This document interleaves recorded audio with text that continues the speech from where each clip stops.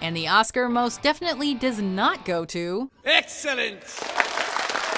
Welcome to WatchMojo.com, and today we're counting down our picks for the top 10 Oscar-winning actors who sucked in other movies. Before we begin, we publish new videos every day, so be sure to subscribe for more great content.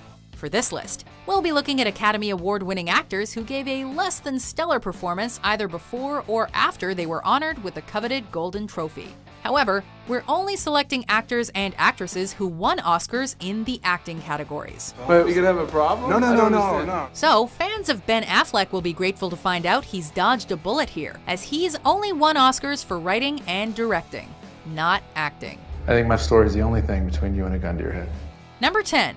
Whoopi Goldberg as Katie Coltrane, Theodore Rex.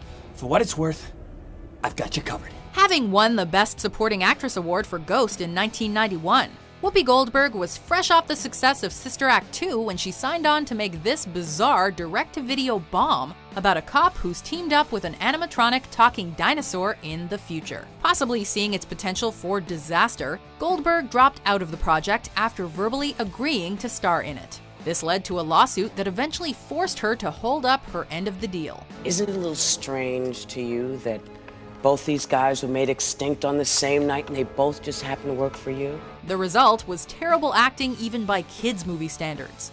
Goldberg's uninspired performance clearly shows. Looking back on Theodore Rex, the comedian has said it's the only project she regrets. And it's also been reported that she never wanted to make it in the first place. Can you blame her? Duh. Number 9. Jon Voight as Bill Biscayne, Kane, Super Babies, Baby Geniuses 2. I'm Bill Biscayne, and if you touch my diapers, you're fired! Sometimes you look at a bad movie with good actors in it and mutter, what were they thinking? This is one of those cases. I should have stayed young forever. You took all that from me. Generally considered one of the worst films of all time, this dud of a family comedy stars the legendary Jon Voight as a kidnapping media mogul who wants everyone to stay glued to their television sets as a form of mind control. The sequel to Baby Geniuses sees Voight deliver a performance full of hammy acting, accompanied by a horrible Nazi-esque German accent, and tasteless jokes aplenty. I may not understand your language, but I know what you're thinking. It's hard to believe this Oscar winner agreed to take part in a project like this. That's why I feel so bad that I had to make it any harder for you than it already is. Number 8. Natalie Portman as Padme Amidala, Star Wars Episode 3, Revenge of the Sith. Anakin, you're breaking my heart. We may be able to chalk this one up to bad screenwriting. Although a worldwide success, George Lucas's final installment in the Star Wars prequel trilogy is rife with terrible acting and melodramatic lines that would make even the angriest Rancor laugh. Unfortunately, Natalie Portman isn't safe from the criticism as Padme Amidala, the secret star-crossed wife of Anakin Skywalker. I don't believe what I'm hearing. Obi-Wan was right.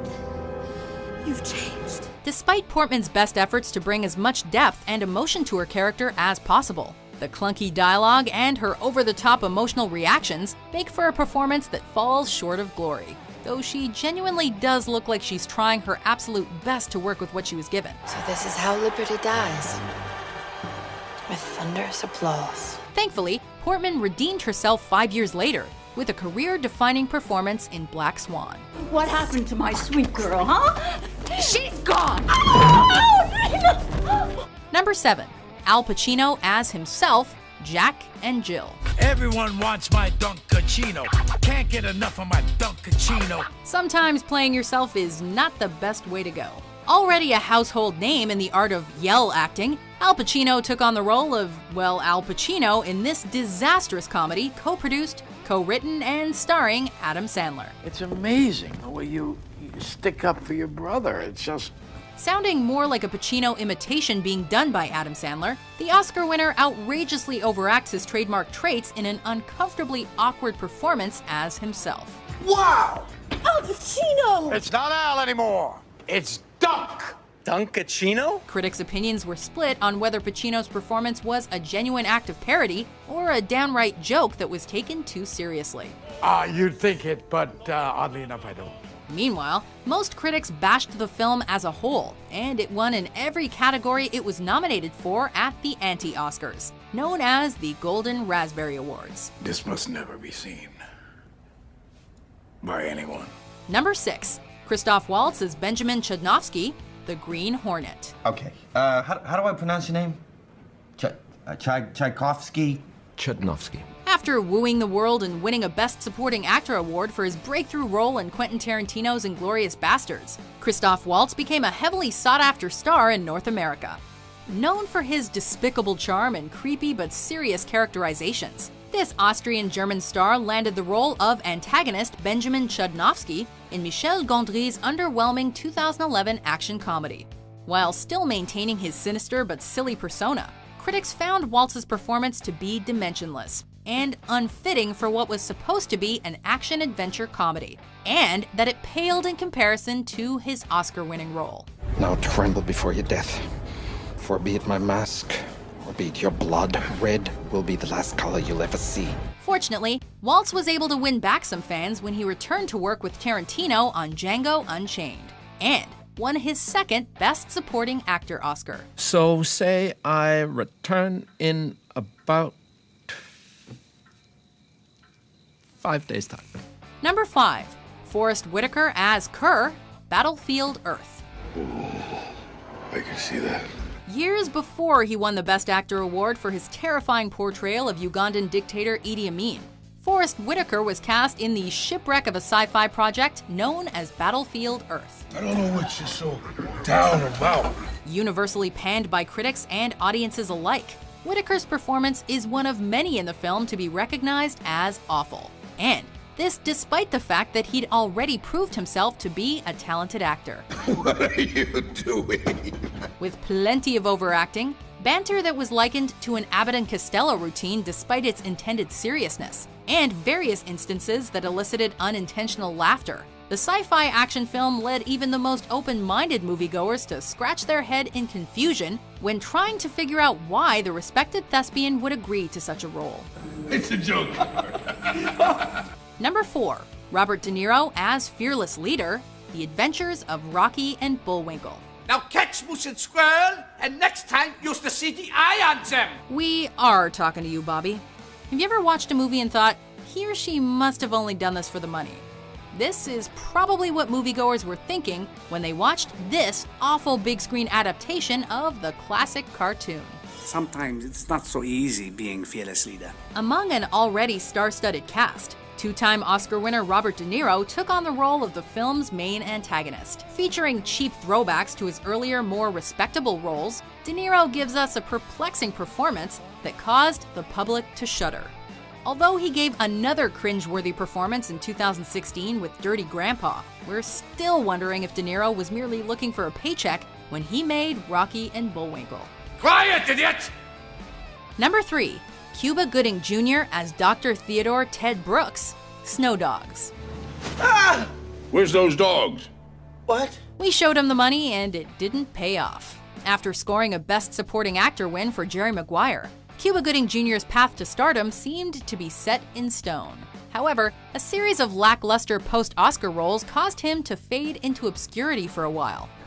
What is it with you people? One of the most noteworthy duds he starred in was the Disney family film Snow Dogs, with a cast that also includes badly partially animated dogs and fellow Oscar winner James Coburn. The film's cheap laughs and shallow script make for an embarrassing entry on Gooding's resume. Never underestimate Theodore Brooks. DDS. Number 2. Nicolas Cage as Edward Malis, the Wicker Man. Why are you looking at me like that?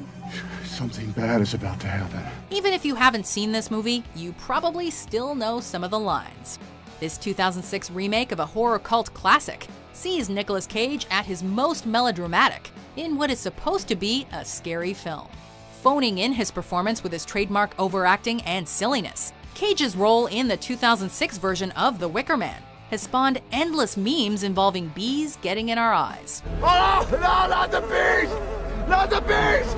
Ah! Open my eyes! coming about 10 years after he won an Oscar for his captivating role as a self-destructive alcoholic in Leaving Las Vegas. This unintentionally hilarious performance has, to a certain extent, overshadowed at least some of Cage's body of work ever since. I'm a policeman. See my badge? Before we unveil our top pick, here are some honorable, or in this case, dishonorable mentions. Your Grace, I understand you were close with Bronwyn Fellworthy. Yes.